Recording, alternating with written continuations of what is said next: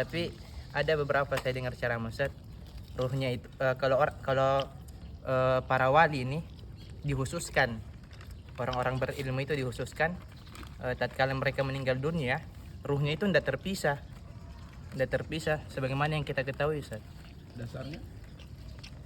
Dasarnya ada kitab nabaca Ustaz. Siapa itu? Dalilnya aja ya. Kayak merek wafer. Yang sepengetahuan saya begitu Ustaz. Jadi yang pertama adalah firman Allah di dalam Quran surat An-Najm ayat 39. Cakep sih. Setelah mengatakan wa laisa lil insani illa ma sa'a. Lalu ayat yang ke-40 wa anna sa'yahu sawfa yura. Kata Allah wa laisa lil insan, dan tidaklah bagi setiap orang illa ma sa'a, kecuali apa yang telah dikerjakannya. Bahwa siapapun yang menghembuskan nafas terakhirnya di dunia, itu berarti berakhirlah, terputuslah, hilanglah peluang baginya untuk menambah amal soleh bagi dirinya sendiri. Sebab itulah kata Nabi, idza matal insan inqata'a anhu amaluhu. Siapapun yang mati terputus semua amalan-amalannya. Terputus semua amalan-amalannya. Wa anna sa'yahu sawfa yura. Dan apapun yang telah dia kerjakan selagi dia hidup di dunia, itu pasti dia akan melihat buahnya atau melihat balasannya. Kalau kebaikan yang dia kerjakan, sekecil apapun kebaikan itu, dia akan melihat balasannya.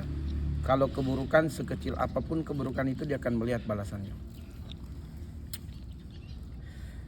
Akan tetapi amal soleh itu masih bisa bertambah dengan dua sebab. Sebab yang pertama adalah amal jariah yang ditinggalkannya sebelum dia mati. Dan sebab yang kedua, orang yang hidup memberikan hadiah pahala untuk orang yang meninggal dunia.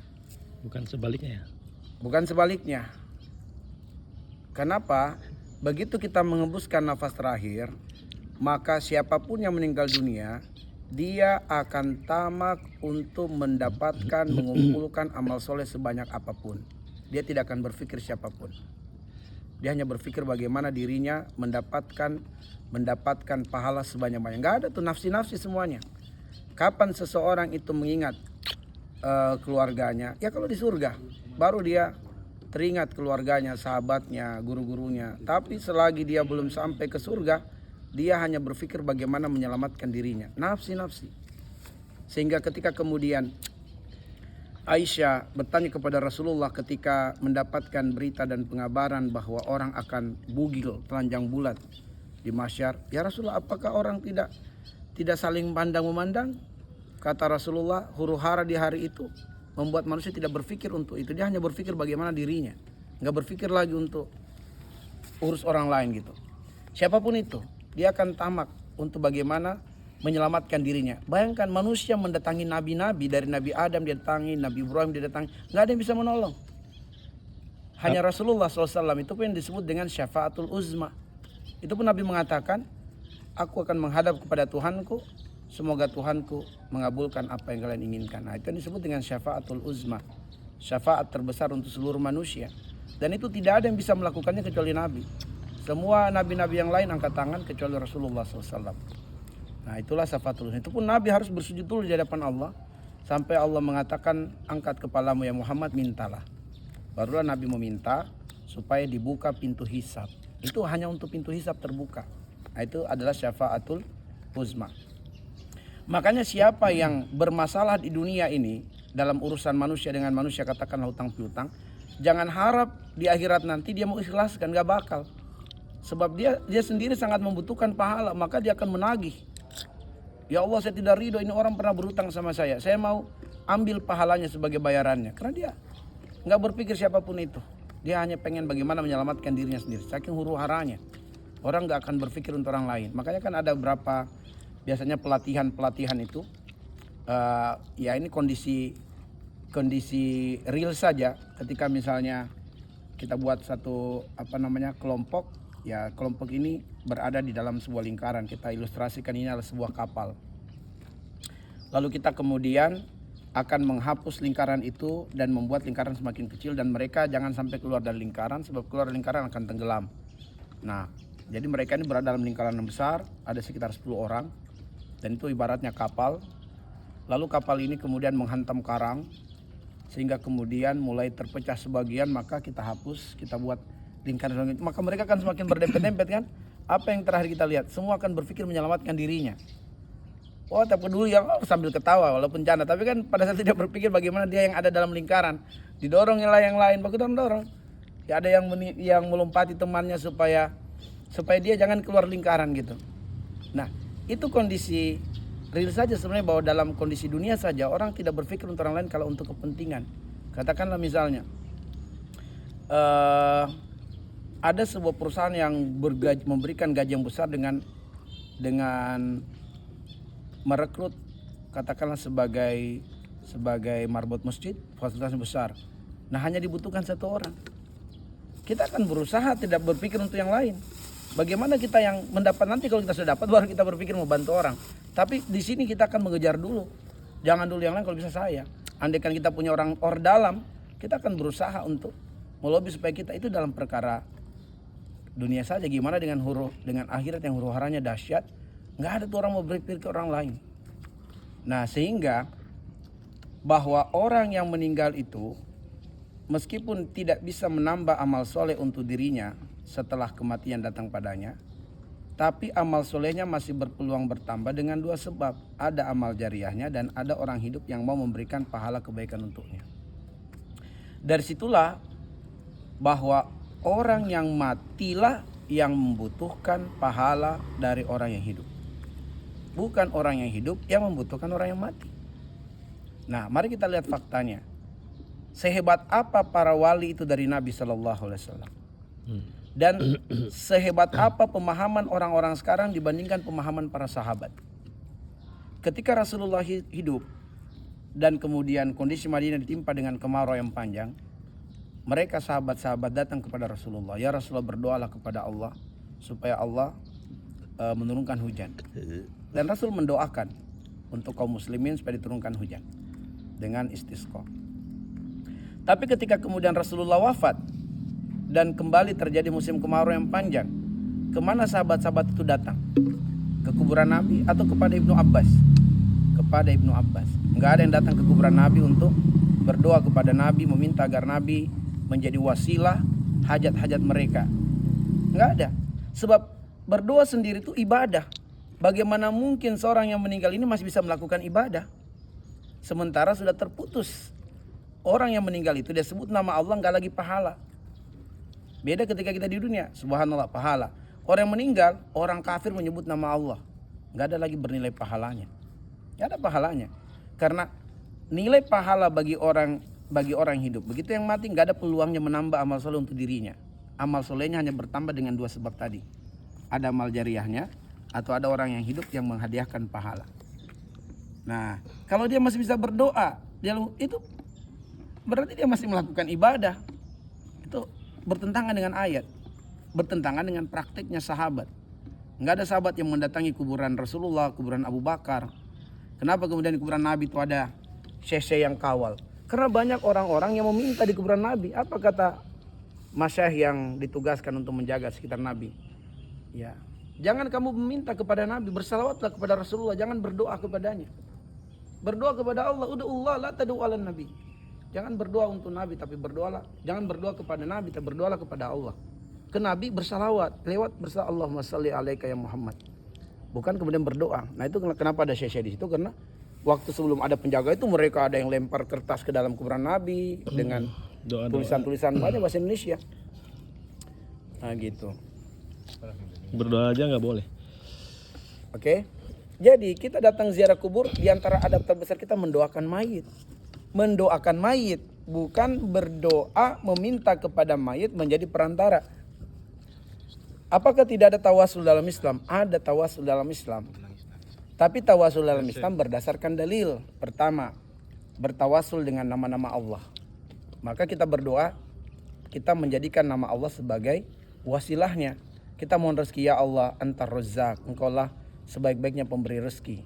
Itu namanya bertawasul dengan nama-nama Allah. kita mohon ampunan Allah, kita minta kepada Allah Al-Ghaffar.